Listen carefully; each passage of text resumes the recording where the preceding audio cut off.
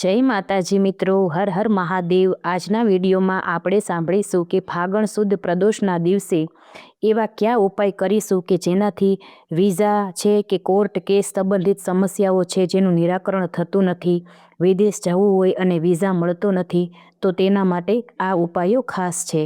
જો તમને મારો વિડીયો પસંદ આવે તો લાઇક શેર ને સબસ્ક્રાઈબ કરજો।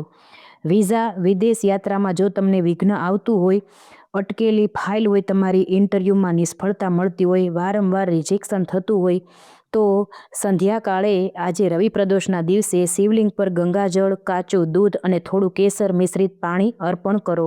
11 બિલ્વપત્ર ચઢાવો અને દરેક બિલ્વપત્ર પર તમે ઓમ લખીને ચડાવો। 108 વાર ઓમ નમઃ શિવાય જાપ કરો। ત્યારબાદ વિશેષ પ્રાર્થના કરો કે હે ભગવાન શંકર, મારા વિદેશ યાત્રાના માર્ગમાં આવેલા તમામ અવરોધો દૂર કરો। નાનકડા ચાંદીના નાગ નાગિન પણ તમે શિવજીને અર્પણ કરી શકો છો। માન્યતા છે કે આનાથી અટકેલી ફાઇલમાં ગતિ આવે છે અને સકારાત્મક પરિણામ પણ મળે છે, અને ગરીબ વિદ્યાર્થીઓને પેન અથવા પુસ્તકો પણ તમે આપી શકો છો દાનમાં। કોર્ટ કેસ અને કાનૂની વિવાદ હોય તો શિવલિંગ પર કાળા તલ અને જળ અર્પણ કરો। 21 બિલીપત્ર ચઢાવો। 11 વાર મહામૃત્યુંજય મંત્ર અને 21 વાર ઓમ હ્રીમ નમઃ શિવાય વ્રીમ જાપ કરો, અને આ પણ તમારે પ્રદોષ કાળે જ કરવાનું છે, અને શક્ય હોય તો શિવ ચાલીસાનો પાઠ પણ અવશ્ય કરવો। કોર્ટમાં જવાના દિવસે સવારમાં ઘરેથી નીકળતા પહેલાં થોડું ગોળ ખાય અને પાણી પીવો।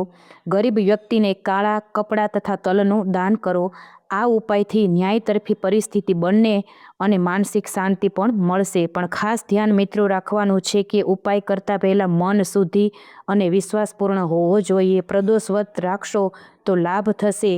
કાનૂની બાબતમાં યોગ્ય વકીલની સલાહ સાથે આ આધ્યાત્મિક ઉપાય કરવા।